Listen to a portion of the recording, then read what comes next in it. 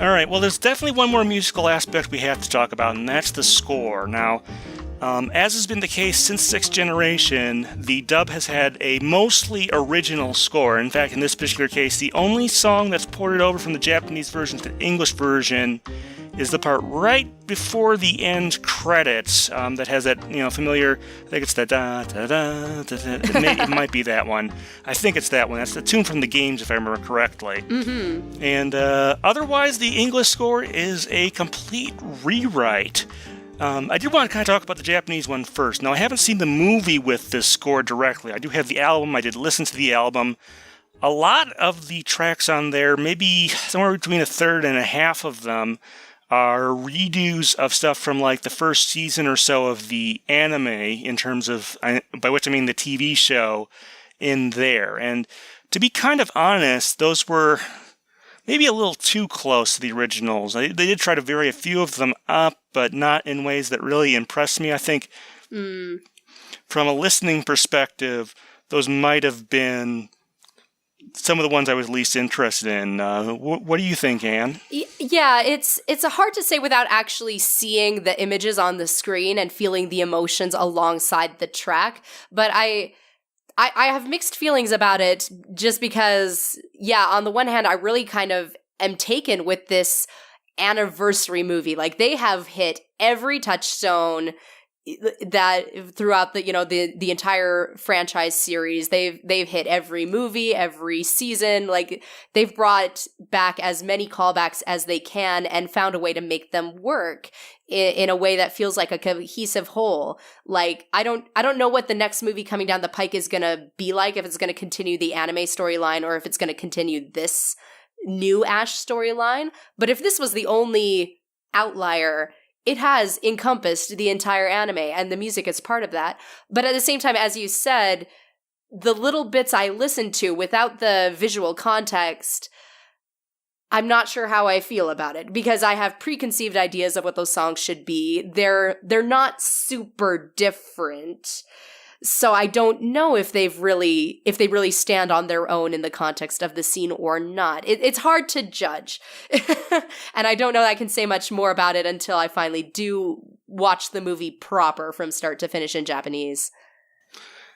And I suppose if I were a Japanese person who watched the first couple movies and then dropped out for a while and decided this was a good time to get back in, I would have a different perspective than someone like me who has listened to these songs over and over again through, the radio station I used to have and all that stuff.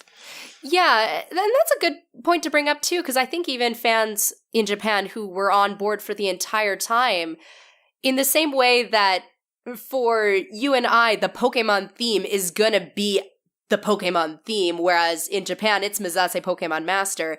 In that same way, they might be having a different emotional response to hearing those familiar strains coming through that they grew up with. And this is, I remember where I was when I watched the 5th movie, that kind of thing.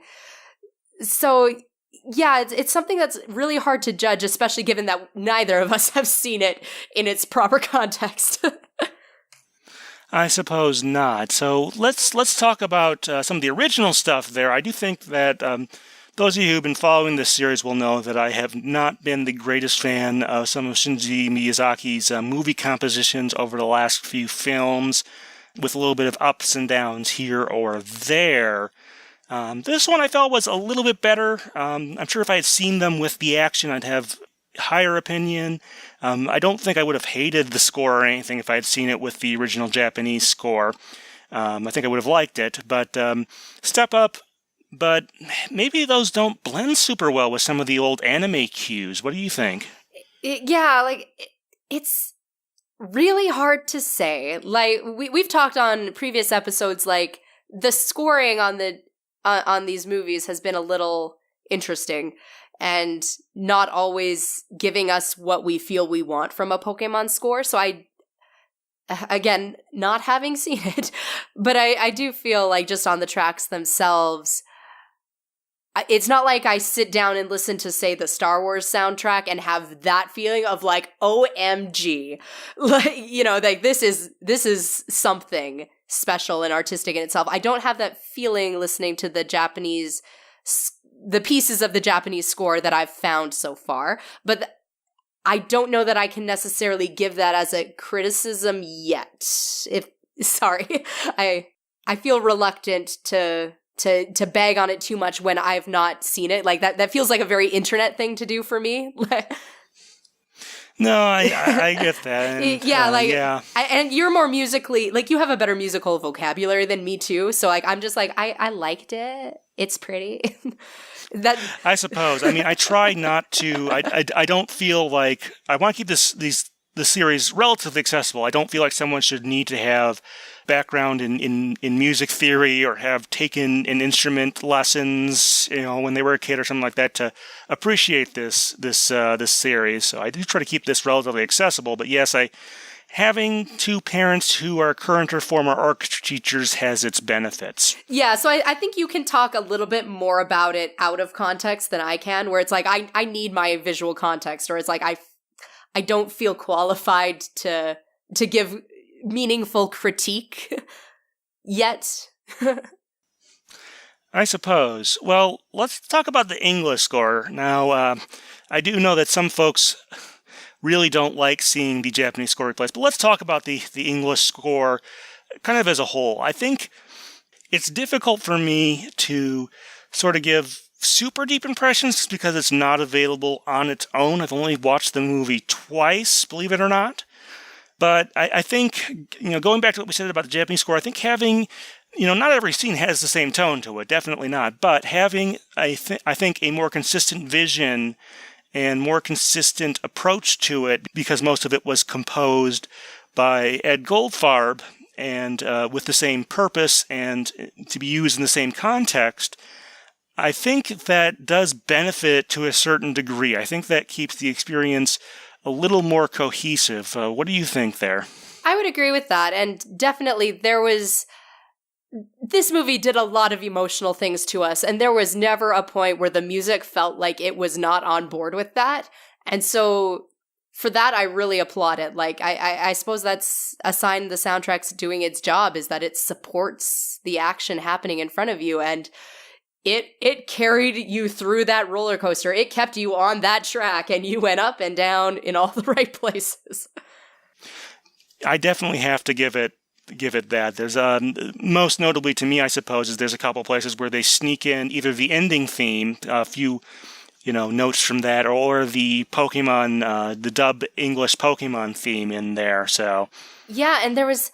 It's not the movie itself, I guess. It's really more of the credits. But after I Choose You, doesn't it go straight into like a sort of instrumental version of the Pokemon theme, like right into that riff? Like it's almost part of the ending track? Pretty much. I mean, if you buy that album we talked about, it's a separate track. But yeah, it does have that nice piano, low-key piano arrangement there. That's one of the nice things I think about the Pokemon theme, is it is fairly malleable. Yeah, like just that it blended so well. Like I was just like started crying a little bit. I was just like, this is no there. And there's lots of little moments like that, I think, in this score that are quite nice. Okay, well, I did get some feedback on my YouTube channel. And we definitely want to cover that. We always love getting comments. Feel free, even if you are joining this just for this episode or whatever. We have a whole series on my YouTube channel of these discussions. And if you have a comment about a prior movie you want to give, go ahead and do that. But a couple weeks ago, I did put out a call for comments on this one. So let's see. The first one I got is Ryu Taylor the Ferret. He's got a nice little icon for himself, but he really loves the dub music. He thought going in that there's no way this could top the second movie, but for him it did. Thinks it's all around wonderful to hear, and he is very interested in if this ever got an official release. I would probably pick that up too, FYI. That is some high praise. Yeah, he really likes the Pokemon theme redo they did, and generally prefers the dub soundtrack. He says he's not a huge fan of Shinji Miyazaki's music.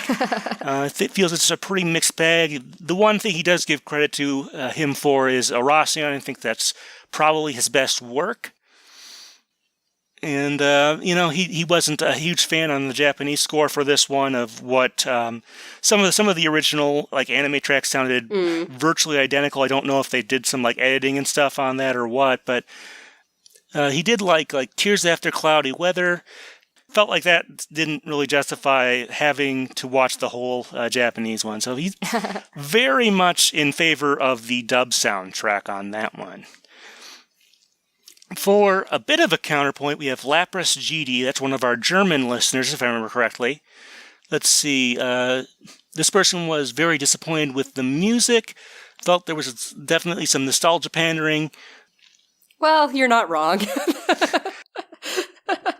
This person did end up buying the Japanese soundtrack and seemed to like that. Next up, we have, The World of Kevin C. Really likes both versions, so here's someone trying to split the difference, which is totally valid. Come to my team. We will love them together. Like we said, you can get more out of both than you can get out of one or the other. Likes the strings in the Arceus Let's Walk Together, and loves the piano and the Pokemon theme at the very end of the credits.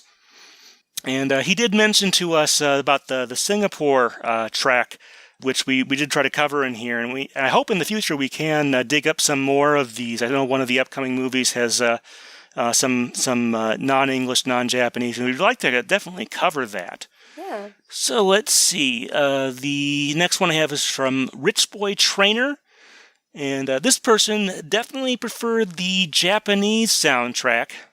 Thought the English one was kind of just okay at best, it seems. And had to hand it to the Japanese opening ending for still being pretty amazing. I suppose that's another discussion we can have about some of these opening and ending themes, is how well have they aged. I guess maybe to us, some of these going back to the 90s isn't such a step in ours, but maybe some younger folks out there, maybe you think that some of the early movies, some of those songs haven't aged very well. That would be an interesting thing to know. In any case, I got one more listener comment from Anthony Williams. He says, "It's amazing. Definitely so far my favorite scored Pokemon movie."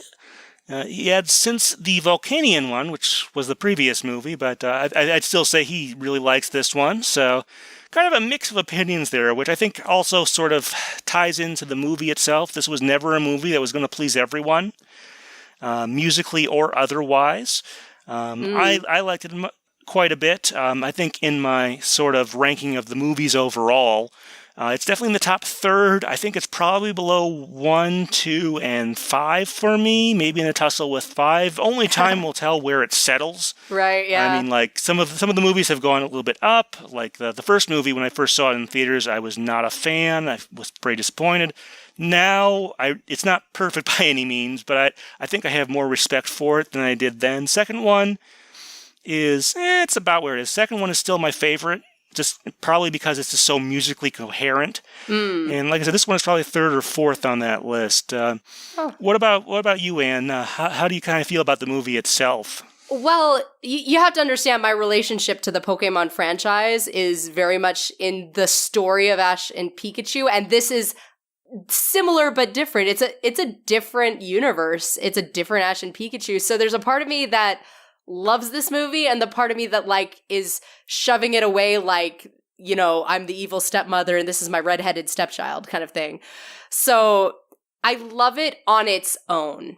I actually don't put it in my ranking of favorite anime movies at all. So interesting. I mean, I can understand someone doing it with, say, the upcoming Detective Pikachu movie. That's kind of going to be its own thing. But yeah, it's an odd choice, but I think that's what's going to make me happy, because I really just can't look at it in the same way that I look at it, because to me, this is a completely different character. So, but I know not everybody views it quite in that same way, but in my heart of hearts, this movie exists on its own ranking, and then there's the other 19. I suppose we'll see if that changes over time, if they happen to do more stuff in this sort of parallel anime structure. That's true. I might have to rethink a lot of things.